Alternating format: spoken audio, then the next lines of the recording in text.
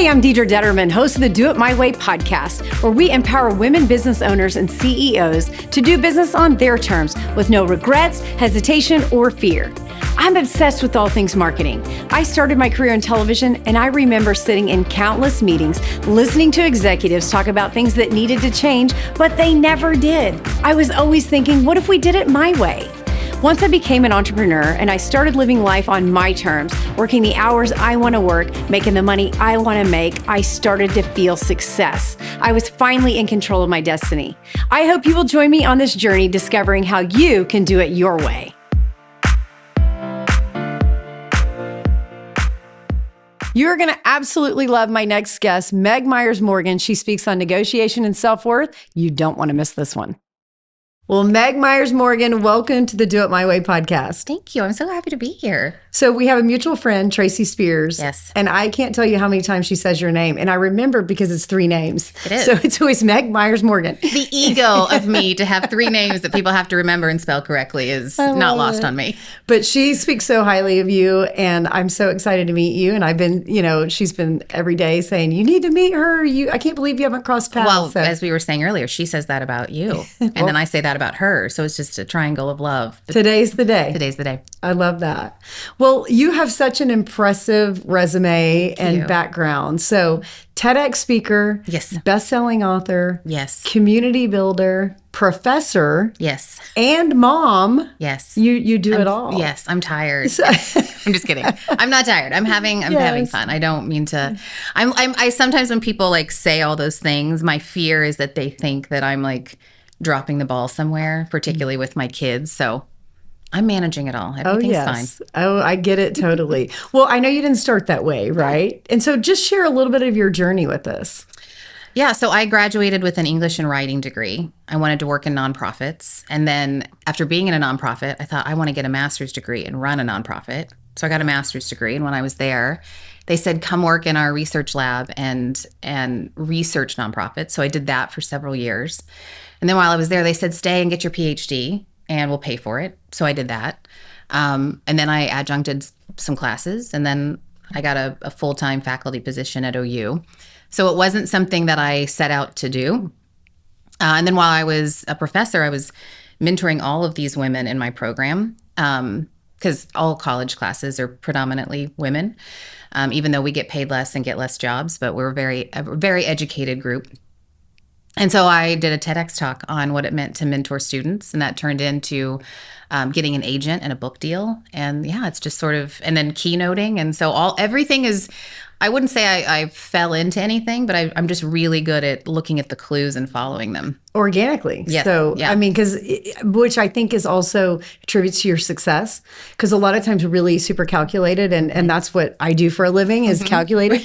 It doesn't always play out. Yeah. Right? It has to be genuine, and it has to be something that people see as authentic, and you just kind of following. You loved the students, you were mentoring them, and then you're sharing. And I think if you ask anyone who's very successful in their career or their life, they will never say, oh yeah, I had that idea when I was 12 and followed through. It's always the kind of a weird winding path to get to the places where I think people are the happiest. So how long were you a professor? I'm still a professor. Okay. I have been there. I've actually been on the OU campus for 20 years and in my role for about 12. That's amazing. Yeah. I run a graduate degree program over there, and I teach most of the classes in there. So I get to see all of these students. I get to be with them and know them very well for 2.5 years. So tomorrow night is actually graduation, which is always very emotional to then say goodbye. But that's my life, is meeting people for 2 years at their most anxious. They're in the middle of a transition. They're trying to improve themselves, and then off they go. And then I get to watch them thrive in our community. That's incredible. Yeah, it's really great. So are you driving to Norman, or is this in Tulsa? No, we have a campus. Okay. We have a campus at OU, or in Tulsa. But since the pandemic, most of the classes I teach are on Zoom. So I teach Norman and Tulsa students. Okay. Yep.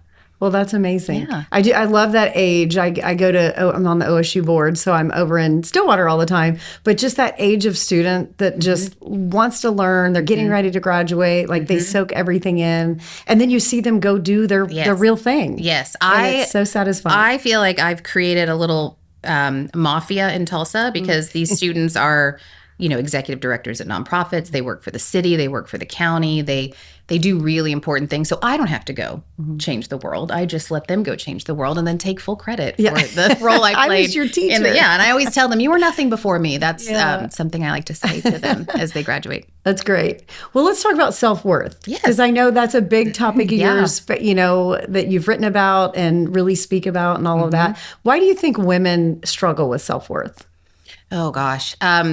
So the self-worth piece came from my TED Talk was talking about how great my children are at negotiating.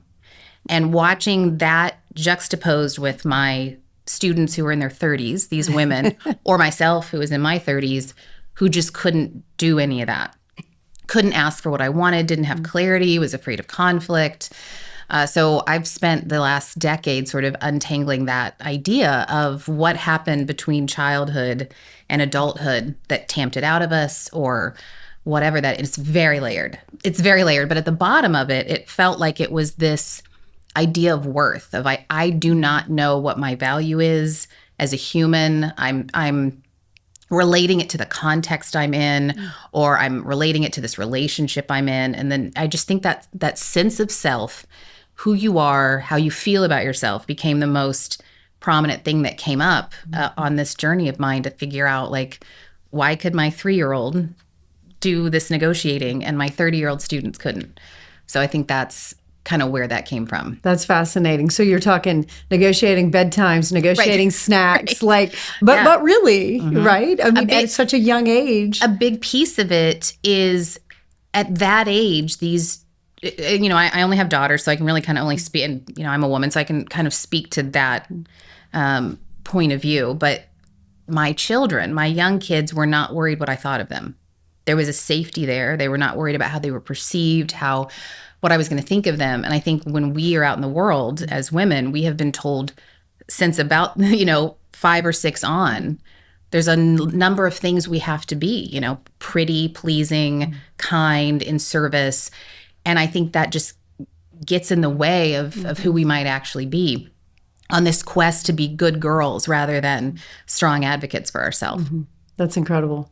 So did you have like an aha moment where that changed for you in your life? Oh, yes. So my female rage really started when I had kids, because I saw, even though I have a very equal partner, whatever, let's give him all the credit, but let's not give him too much credit, because my life changed so drastically having a kid and his did not. That's right. And even when he would make those steps to be the equal partner, his work didn't, right? Like it's not like I was always the default parent, and we had a lot of struggles with like breastfeeding early on, and every single person in my life was, how are you feeding the baby? What's going on with the baby? How's the breastfeeding going? All of that.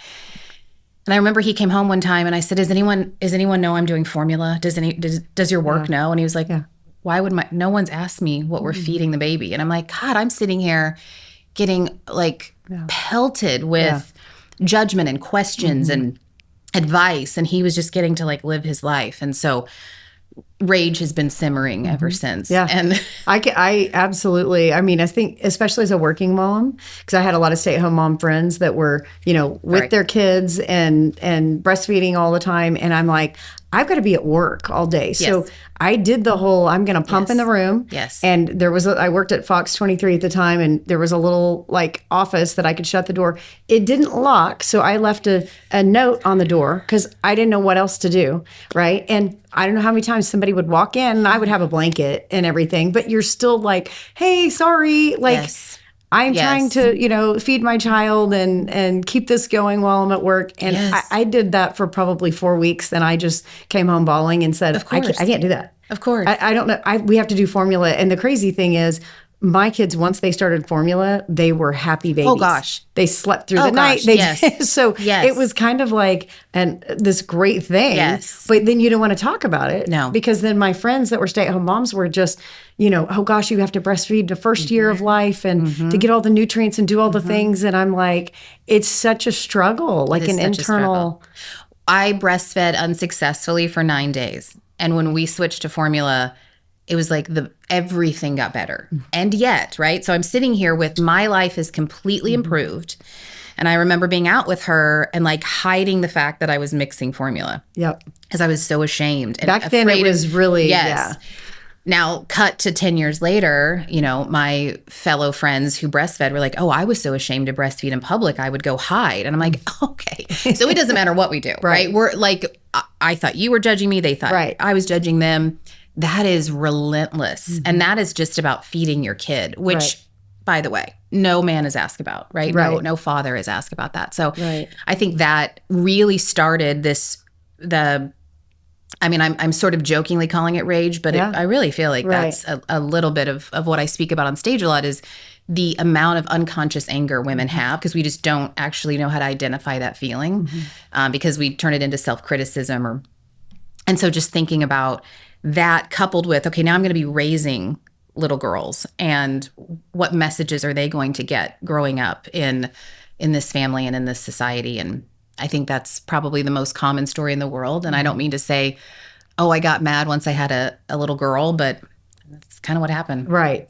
No, I mean, I think I was mad all along. Yeah. But, you know, that really tapped into something that was simmering. Right. It does. It just feels like in equal balance. Yes. You know, it just doesn't seem like that's right. Yeah. But and postpartum, I know that's something that you've been pretty vulnerable about from stage, writing about it and all of that. And so, you know, has that always been something that's come natural to you just to kind of be vulnerable? Postpartum depression. Yeah, that too. Postpartum depression came so naturally to me. You wouldn't even believe it. Being vulnerable. Yeah. Yes, sort of. So I was in a really bad car accident when I was 8 years old. And I was in traction in a body cast for months and months and months. Had to go to the 4th grade in a full body cast, flat on my back in a wheelchair. Oh my goodness. Had lots of facial scarring. It was horrendous. And so when that happens to you when you're 8 and you're just rolling to 4th grade in a chest to toe body cast. Oh my goodness. You don't have an option but to sort of be vulnerable because it's so obvious what's going on with you. And I think because there was so much just physically wrong, that then you're just like, well, and by the way, this is what's emotionally going on. It's just a little bit easier, I think, as you age to be used to being scrutinized or looked at or asked questions. I got asked questions all the time. Why are you limping? Why do you look like that? You know, so I think that really started this thing that anything I was going to go through, and I will call birth trauma, even when it goes well, to say, hey, this is traumatic and I am struggling. And so I think that what happened in my youth allowed me, I think, to be more vulnerable. Because what are our other options? Right. And so many people relate to that, I think, and to be brave enough to stand up and say, you know, after you had a baby, it wasn't roses all the time. Yeah. And you know, you see everybody, especially influencers now, and, you know, they're having their baby and they're back to weighing 90 pounds right after and living this great life, traveling and all that. And I was like, we didn't go anywhere. Yeah. Like we were barely, you know, you're just trying to survive, in survival mode. So it does seem, you know, like a totally different world doing that. But I appreciate that you call it brave. I don't know that I would, I don't know that I know any other way to exist. I mean, I always tell like my OBGYN, I will suffer never. Like when it is time for hormone replacement, whatever the kid, I will suffer no symptoms, right? Where my mother's generation was like, oh, you just dealt with it. Sweated through our pants. And that's why, you know, so I think having that mindset where women are so used to saying, oh, I have a high pain tolerance. I don't know. We've got to stop saying that. Of course we do. We give birth. But like, that doesn't mean we should have pain. That doesn't mean we should suffer. So there's so much in the rhetoric around us that's just suffer in silence, suffer until. And I think I'm just too soft, too high maintenance to do with that because I feel like I've suffered enough. Right. So I'm gonna, maybe it's brave, but I like to say it's high maintenance. Yeah. You know? I think women need to be so much more high maintenance and just bitch as much as they can, right? Because we have a lot of ground to cover. Very true. Very true. So self-worth, and I know negotiation is also something that which I think they go hand in hand. Yes. So talk to me about negotiation. Yeah. Why is it important, especially for women, to really be confident in negotiation? So negotiation is a funny part of my journey because my TEDx talk was about how great my girls were at negotiating. It was just a metaphorical frame of look how good my kids are at having clarity and confidence and being able to withstand conflict. Then that turned into people going, well, do you know how to negotiate my salary? And I was like, yeah, I think I could do that, you know, and I Googled it up. Here, do this, right? And then it turned into, well, can you come do a negotiation training? Well, sure. And then at this point, I have personally worked with more than 500 women just on salary. Yeah. This is not something that I set out to be an expert on. I was just talking about my kid. But it became really interesting to me because in those rooms where people, women specifically, were talking about, I need more money or I need help at home, there was this underlying emotional issue. Like it's very rare to talk to a woman about wanting to negotiate without her crying, right? Because there's an emotional piece to this. And often that emotional piece was, I just don't think I'm worth it. Or I don't think I'm good enough yet, or I've never asked for anything in my life, or what if my boss says no, and how do I deal with rejection? Well, babes, I don't know. Let's get in there and if you find don't out. ask, you don't get. Yeah. So it started with negotiation, and it became a much more emotional and fraught space underneath, where there was a lot of feelings happening. And that was a whole new can of worms where I was like, this is really about what people think they're worth. And that's a tricky thing because we've had our worth as women.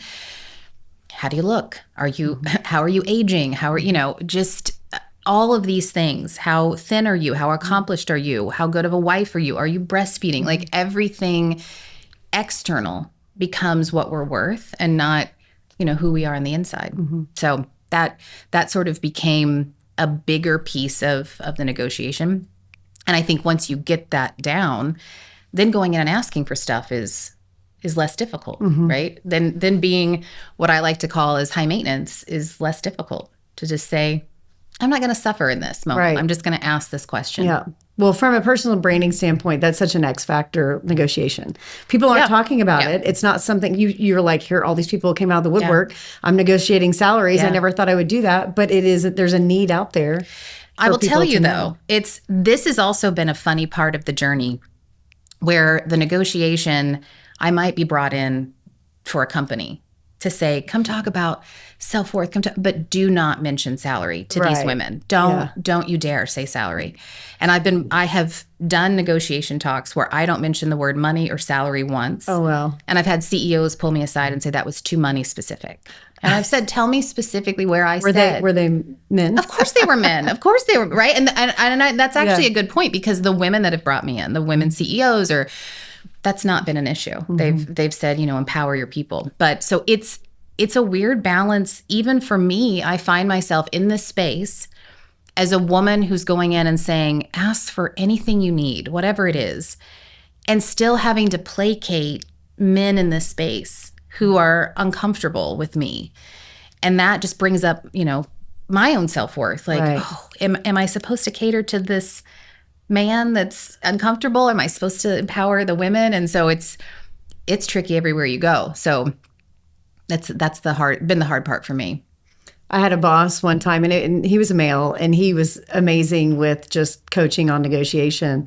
And I was super young, and I remember him saying, and this was more on the sales side. So like walking in, if you're going to ask for something, you've got to be confident, look them in the eye, ask. And one of the biggest, piece of advice he had was look them in the eye and you say the price and you shut up. Yeah. Because what do you normally do? You say the price and then you stammer and then you say it again and then you're kind of stuttering around. You're not confident with it. But if you say it with confidence, look them in the eye and say, this is what it is. Yes. And you break and you're silent and you wait for the other person to say something. And that's uncomfortable. It's very uncomfortable. I've been in that situation before where it's like that uncomfortable and you're just saying it and I'm like sweating, secretly sweating and whoever, says it first is the one that backs down from the negotiation. Yeah. I mean, it really is a thing, you know? It is that sitting in discomfort of silence, because I think so many women have been taught to take care of the other person. I think one of the toughest negotiations women have is centering themselves. We can't be selfish. We can't be a bitch. We can't be needy. We can't be high maintenance. We can't be all these things. Yeah. But then also, go ask for a raise. Well, that is counter to all these things we've been told never to be. So if we walk into a room, we say, this is how much money I want. But I mean, I know it's a busy time, and we start negotiating against ourselves. That silence, that letting that other person, which is, let's face it, probably a man, have to sit there and not take care of them. That's the piece where we're like, oh, I'm not trained for that. I'm not trained to center myself. And I think once we center ourselves, oh my God, we'll be unstoppable. Yep. Agree. I love that. Okay, so let's talk writing books. Sure. So you've written 2 nonfiction books. Yes. And then you decided to write your first fiction book. So you make it sound like I'm so... Let me do this now. Yes. I'm I impressed. decided. Well, thank you. Well, okay, Thank you. so tell me about, how did you decide to kind of jump into that? I don't know that there was a decision, because you're giving me way too much credit. But in school, I was an English and writing major, and I went to a private liberal arts college that had a really good writing program, and everybody in that program wanted to be the great American novelist, and I wanted to be the female David Sedaris. I wanted to do humorous nonfiction. And so it wasn't that there wasn't a lot of support, but there wasn't really a path for that. And so I did that kind of writing. My first book is a collection of humorous essays. My second book sort of weaves that into the negotiation. But I reached a point where I don't know what I was about to write about, but my kids were maybe 4 or 5, and I thought, these are their stories now. I've been writing about motherhood or working motherhood, and all of a sudden, not that they had said anything, they were too young, but it just felt like, I may not want to go down this path where I'm constantly sharing my children in this way, that they haven't given me consent. They hadn't given me consent when they were babies, but we're going to brush right past that. But you get to an age where they start caring and they can read it themselves. Sure. And they have people that might comment about it. Yeah. And do I want to always be, it's less about vulnerability, more about privacy at that point. So I thought I would be interesting if I could weave these feelings I've had or these experiences I've had into fiction, which again, I never wanted to do, which is how you'll do it if you keep saying, I never want to write a novel. So in the pandemic, I just sat down and wrote it, and it took about 4 or 5 months to get the first draft out. And then my husband, who's my sort of editor before we send it off to agent or publisher, we just worked on it, and we tried to sell it, and it didn't sell. And so we shelved it. I wrote a completely different novel. And then he said, I really want you to go back to the book about Gemma. I really think there's something there. I was like, I just don't. I don't see it. I'm not interested in it. And he was like, let's just pull it out and go through it one more time. And so we did, and we found some problems with the plot. We took some feedback we'd gotten from other editors and spent about another year reworking it. And then it came out last year.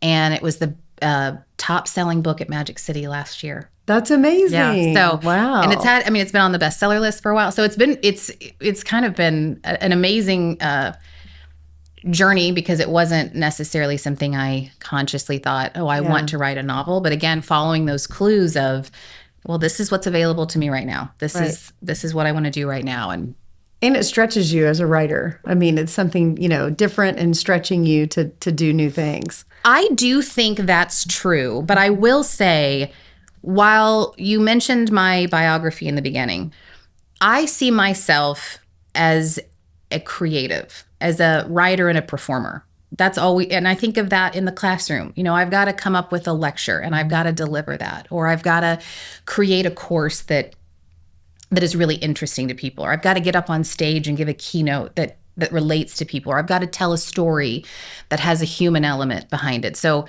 I think I'm just constantly doing that in a lot of avenues, but it's always that same thing.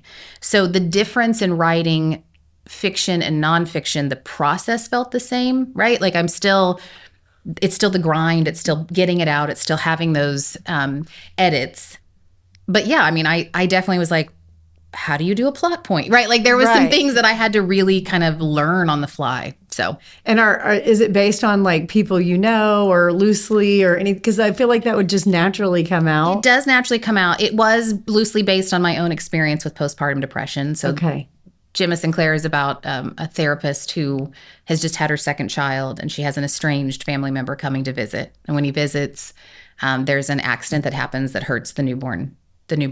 And this just unravels Gemma, who it reminds her of an incident that happened when she was young. And now she's got to unravel family secrets and family dynamics, and her marriage falls apart. Everything falls apart. And it's really just about the loneliness that can happen when you become a mom, and how you are untethered and yet expected to be so many things at the same time. Mm-hmm. And what has been so funny about this book is how people have responded to this character, calling her, I would say half the people will say she's very unlikable, and the other half will say, like, I completely related to her. Mm-hmm. I'm like, man, this is a book about the judgment women face, and we're judging this character. Right. So on both sides. Yes. So that it's been funny that it's like, well, that worked, that tracked. Yes. That's exactly what we do to women. That's crazy. And a lot of women have told me, like, I don't think she appreciated her husband enough. And I'm like, she's literally falling apart. Yeah. She has postpartum depression, and she's not centering this man. Straight. Yeah. Right. Yeah. I remember just right after I had my daughter, and you're just used to freedom. Like if you want to just pick up and go to Target, you just go to Target, or you do whatever you're going to do. Yeah. But suddenly you have a newborn, and so breastfeeding every 3 hours, and you got to time it and all this. And I just remember my husband walking in from work, and I was sitting there, and I was just on the couch bawling. And he's like, "Why are you crying?" And I was like, "I don't think I'll ever be able to go to Target again." Like he's like, we can go to Target right now. Like, let's get in the car and go to Target. I'm like, no, because I'm timing my breastfeeding. And, I haven't been able to take a shower. Yes. And it's just like your life just flips upside down. Yes. And I wouldn't change any of it for the world. But it's like that period of time is your hormones are flying. Mm-hmm. Your body's not the same. You're not getting any sleep. Mm-hmm. Like the list goes on and on. I mean, the recipe for you to have a breakdown is pretty perfect, Yes. And I think that mental load of doing that timing, that's forever. That's forever that we do that. Well, I've got to get the kids up at this time. And we're constantly sort of calculating. We were at the grocery store this weekend, and I was like counting the meals we had in the cart. No, he's not counting them, right? Like he's not. And I asked him one time, like, when do you think about dinner? Yeah. And he's like, I don't know, 6 o'clock. 6 o'clock, yeah. And I'm like, I've thought about it 4 days before. Yeah. But one of the interesting things that came out of this book is because it centers motherhood, right? So many people, so many reviews or people that talk to me would start by saying, well, I don't have kids, but I really liked your book. I couldn't really relate, but I really like your book. And I thought that was so funny as an author, because we don't say this about Game of Thrones. Yeah. I've never ridden a dragon, but and there was something about motherhood that's its own thing. Like, oh, that's a girl thing. That's a mom thing.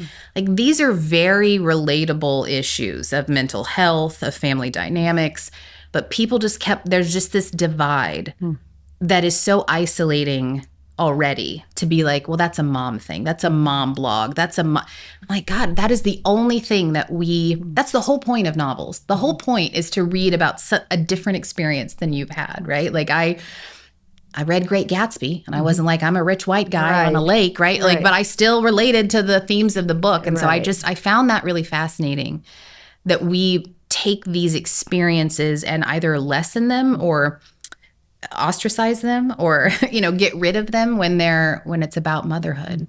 And that's been really tricky as a mom, because even when my first book came out, they're like, oh, it's like a mommy blog. And I'm like, I mean, I guess, like, that's fine. Yeah. I think it's more than that, but whatever. Just these categories. We talk about chick lit and women's fiction. It's like women's fiction. We're the biggest swath of readers ever. It's like most readers are women. Most people who buy things and buy books are women. Most people in publishing are women.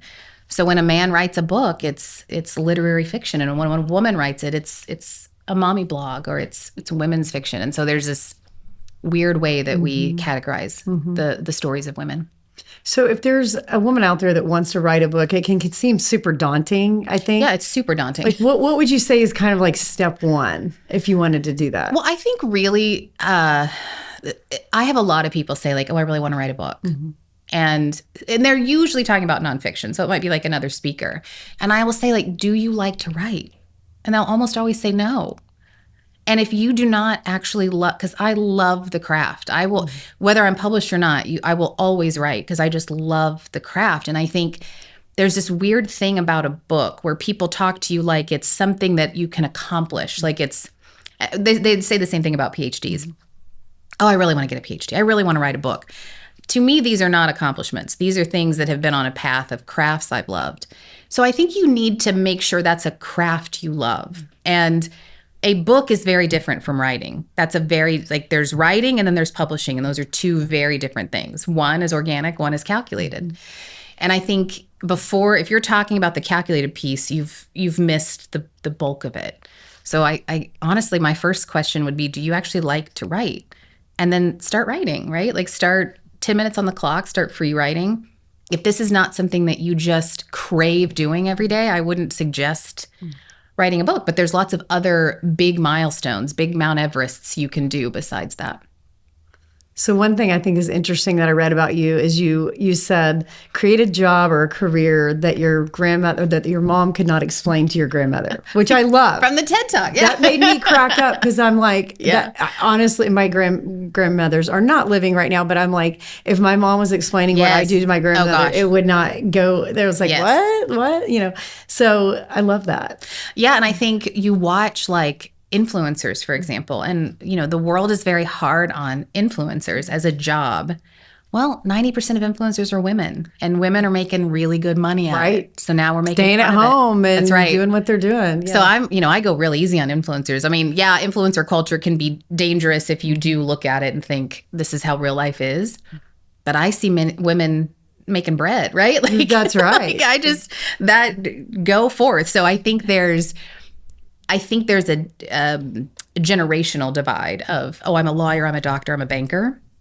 And I think the more creative you can be and organic you can be with your life, you might get yourself into something that is way more authentic to you and that can't be taken away from you, right? Like how would someone else do your job, right? It's like you're kind of irreplaceable because you've created this whole thing. And no one could do my job because it is so built in my image. But also, like this is how I work well, is to do it this way. If you took me away from OU or you took me away from writing and you put in someone else, it would be different. Right. But if you took away maybe a banker or it might be the same. And so I think there's definitely people that are not up for a creative life. But I am. So what do you think is next? Like what's next on your bucket list as far as your career goes? You mean short of New York Times bestseller and Pulitzer? Yeah. I have been since the pandemic in such a creative time in my life. And I think it's coming out of early motherhood. I think it's having the kids settled in, having these moments where you can go to Target or you can spend time writing. And I'll insert here that when we talk about writers, we almost always think of a male writer in a cabin writing alone. Right. Like we think of, when we think of writers, we think of men. And I always say like, I don't get the luxury of writing alone. I wouldn't want the luxury of writing alone. I get a sentence written and then the kids run in. Yeah, that's right. And I got to go get a cheese stick. And then I get another sentence and another kid comes in. I got to learn about the high school drama. That's like that piece, that creative journey that I'm in, or that creative space that I'm in, where my life is so blended that you can't tell work from home, that you can't. That's the new world. It is so happy for me. Like it's so, I was talking to my husband yesterday, like I have done so much creatively in the last 6 years. Let it always be so. And let me center that as long as I can. Because I think maybe early on it was, I need this title, or I need this salary, or I need this corner office, or I need these things.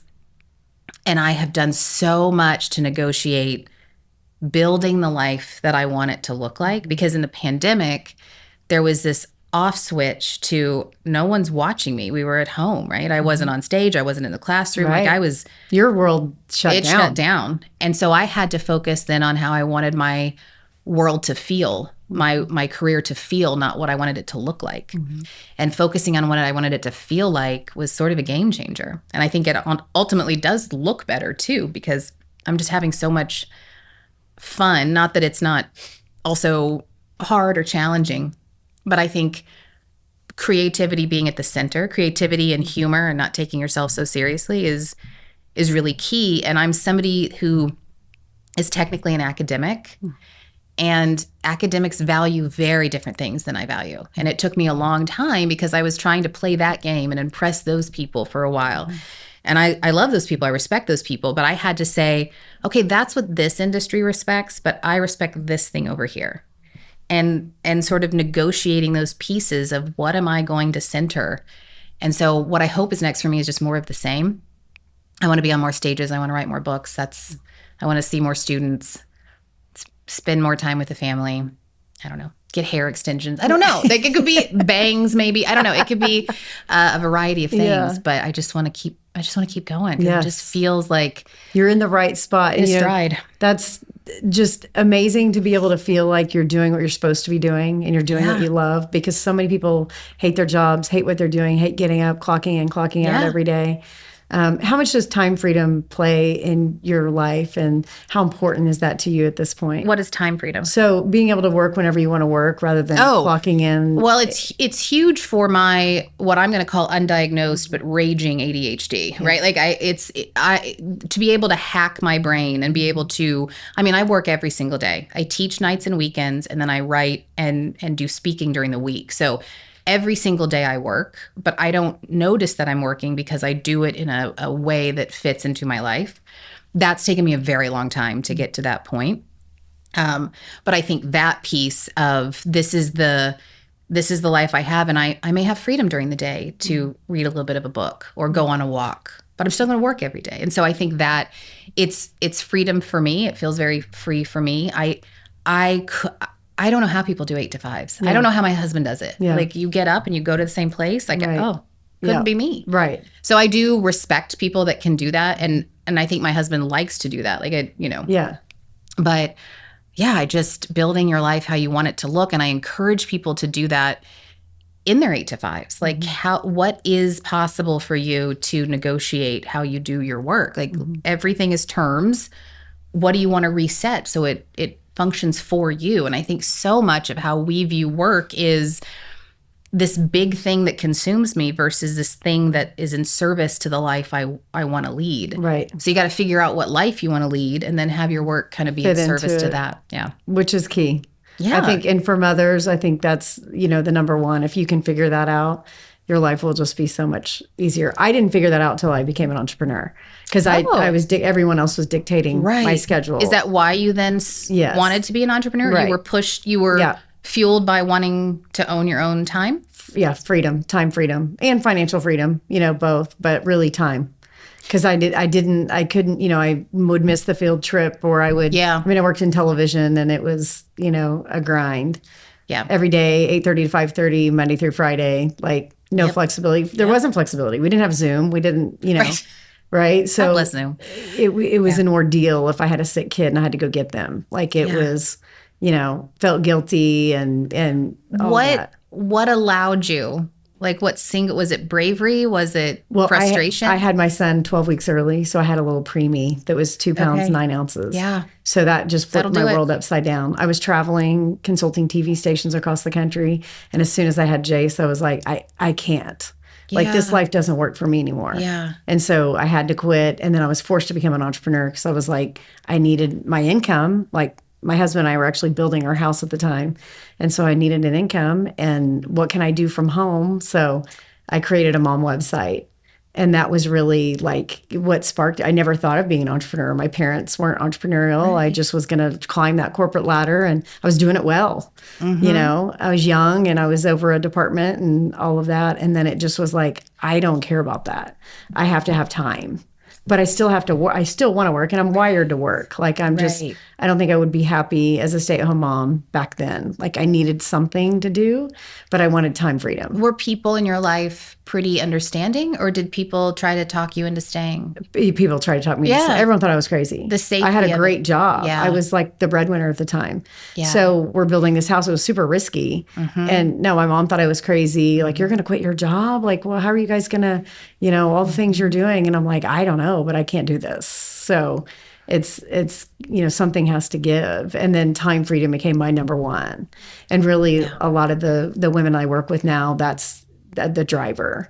Like, how do I control my time and control my money? It's just freedom. Yeah. And the freedom is doing what you want to do when you want to do it. And, But these women are, I'm assuming, coming up against something as life-altering as your son. A lot of times. Right? And so I wish we could, again, be more high maintenance. Before that.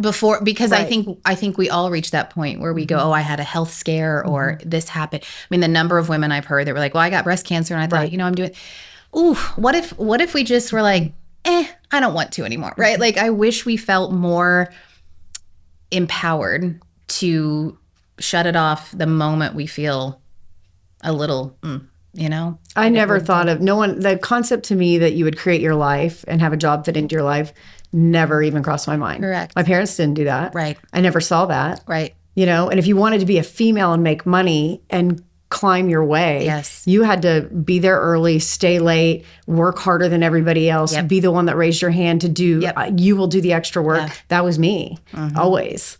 And so I didn't think there was another way that I could do it. So my parents were both entrepreneurs. They had small businesses. My dad was a large animal veterinarian, and my mother was a caterer, and their businesses were on our property.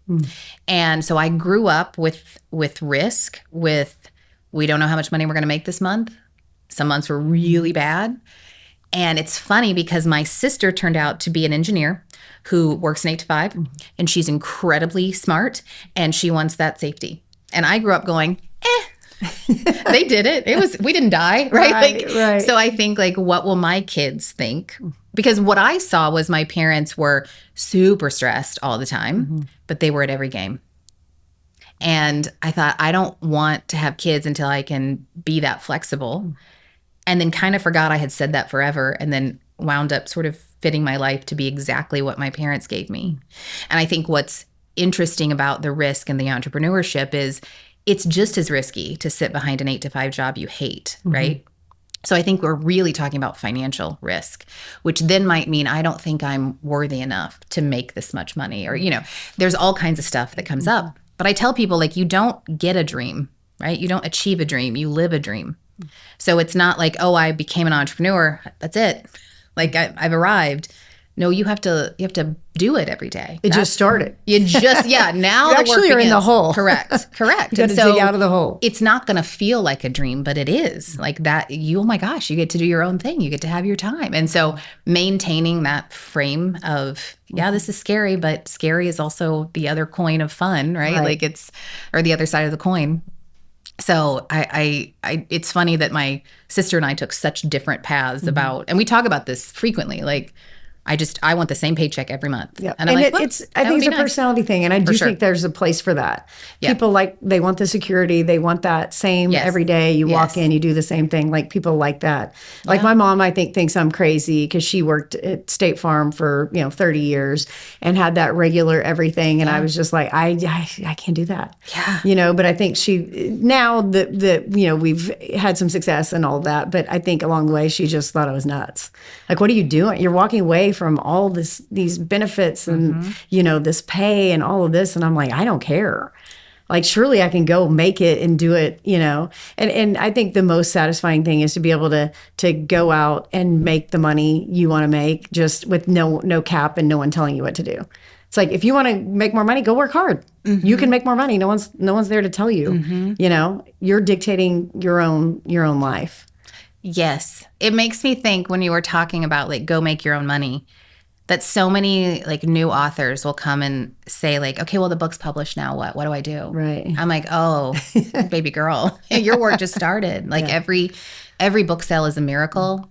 Every client you get is it's a miracle. And you have to treat it like that. It's like, so true. There is whether it's, Tracy and I talk about this all the time of like, it seems like there would be a mechanism that would just send you keynote requests, right? And we're always sort of looking for like, is it the bureaus? Is it if that existed, right? If we knew how to get clients all the time, if we knew how to sell books, no, you really kind of have to get in there and say everyone's a miracle. I'm going to fight for everyone, and you better love the fight, right? And if you love the fight, then you're going to have a blast. Yeah, I mean, it's still going to suck a lot, but I think that's too, like, I think one of the things that we get in trouble with our careers is thinking we can outpace problems. Mm-hmm. Every career, every job, every marriage, every motherhood, every phase of life has problems. You're just wanting to make sure your problems are getting better and that you're liking your problems. And would you trade yours for other people, right? That's right. So you just get better problems to solve. That's a great perspective, because you can't run away from them. No.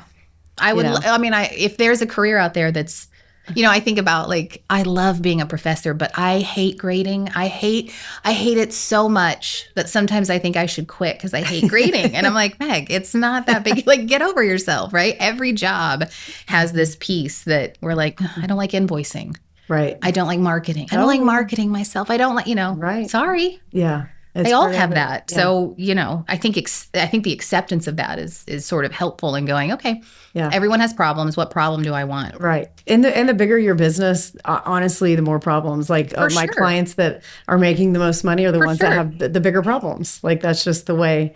That's just part of it. That is part of it. It's all perspective. I think shifting your mindset on, you can get over it, and what's the opportunity that's ahead of you. The problem can easily be an opportunity as well. But let me interject, because I don't want to say like toxic positivity, because I just got on here and said don't ever suffer, right? So I think it's perspective shift, but I think it's not being so positive you are not making those asks along the way of what you need. And there's this great study. I'm on the Mayor's Women's Commission, and we focused on childcare when I was the chair. And one of the things that we found in the research was that these organizations that would just bring the women together and say, what do you need? The needs that they had were so small. Can we just not have meetings before 7? Can we just have more water in the break room? Tiny little asks. But the companies were so afraid to bring women in and ask, because they thought women were going to say, pay for our child care. Yeah. Whatever, pay for my cosmetic surgery. And they just had little asks, right? And so I think, man, we need to be asking for a lot more. Just these little asks can build to bigger asks. But, be positive, have a good mindset, but then be a little bit of a bitch, like ask for some stuff as much as you can all the time. Like I talk on stage about how when I go to the nail salon, I'm like, can I ask them to change the channel? Because nobody wants to watch sports. Right. I want to watch HGTV when I'm at the nail salon. And I just sit there and I think, can I? No. Should I? No. I mean, like, I'm a paying customer, and I'm struggling to ask if you can just change one of the 45 TVs. And everybody else wants it changed too. They do. And we're all just like sitting here nervously like, we can't possibly ask. And so I think it's just all of those times where we let these little asks go by and then go, why can't I negotiate for my salary? Because you haven't been practicing asking for stuff, and you just should ask for more stuff. So true. Okay, so you've created this incredible community called the Unravelers. Yes. Tell me about that. The Unravelers was, again, an organic accident where I had this idea to put together a book launch team, which I had never done with my other books, and feel very dumb about this. But as I said, every book sale is a miracle. So I put out this call on Instagram and just said, does anyone want to be on my book launch team? You'll get an early copy. It's really just to drum up reviews and a couple of other fun stuff. Had 80 people sign up, not all women. There were some men in there. They got early review copies. I lovingly called them the Unravelers. My assistant sent them an email every week with just a fun task if they wanted to do it. Go ask a library to put this in the, get it on the list. They were going to independent bookstores and saying, you should buy this book. They were putting up reviews. They were posting on social media. Just became really fun. But as the book was coming out and we were talking about these themes in the book, it became like this community where we were talking about unraveling some stuff, self-worth and motherhood and postpartum.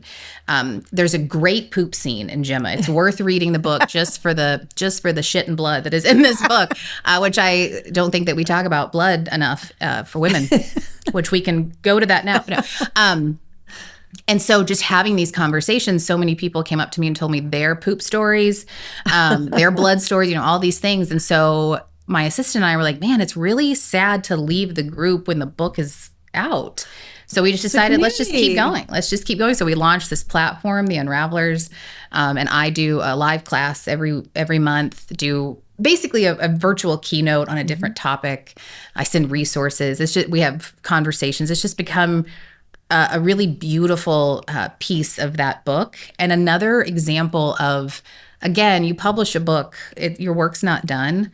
And the whole point of art is to be in dialogue with it, to be at the center of that conversation. And so it's just been carrying that conversation. You're starting conversations forward, yeah. And bringing people together. I love that. So how do people join The Unravelers? TheUnravelers.com. Okay. And hit join. Okay. Yeah. Easy. Yeah. Simple enough. Anyone can join. Yeah. Yeah. That's really great. I love that. Okay, so the podcast is Do It My Way, right? Because when I started to do things my way, became an entrepreneur, worked when I wanted to work, make the money I wanted to make, that's when I started to feel success. So how have you done it your way? So this is really in the weeds, but it is a pivotal moment in my career. But at the university, I received, a faculty position. And about 2 years in, it's not tenure track, which again is in the weeds, but they came to me and they said, we're willing to flip this to tenure track. And I got a lot of advice, like that's the way you want to go. That's how you rise up at the university. It's how you get prestige. It's how you get, it's what we care about. It's our currency here. And I thought about that and I thought, man, switching to that would sort of cut off the very part I love. I would be teaching less, I'd be with the students less, and I'd be researching more. Mm-hmm. And despite the fact that everybody in the university was like, you should do this, there was just something in me that was like, I know that's like the currency, but it's not my currency. And I just said, I think I'm going to stay where I'm at. And that allowed me to then, keynote and write books and do all these other things. And I don't actually think that it cost me what people thought it was going to cost me. I just bet on myself in that. And that led to everything that I do. I try to put my fingerprints all over it. When I am keynoting, my sneakers match my nails, match my slides. Yeah. Like I try to make sure where I can, whether it's in writing or in speaking or in the classroom, that it's mine, that I touched it. And so making that decision for myself let me make all the other decisions for myself. And that's how I do it my way. I love that. Well, thank you for inspiring women to do it their way. Yeah. And thank you for being on the podcast. Thank you so much. Thank you for listening to the Do It My Way podcast. If you're wanting to build a personal brand, but you aren't sure where to start, I want you to book a discovery call with me at deidredetterman.com. I hope you are empowered today to do business on your terms with no regrets, hesitation, or fear. Again, head over to deidredetterman.com and click on Get a Quote.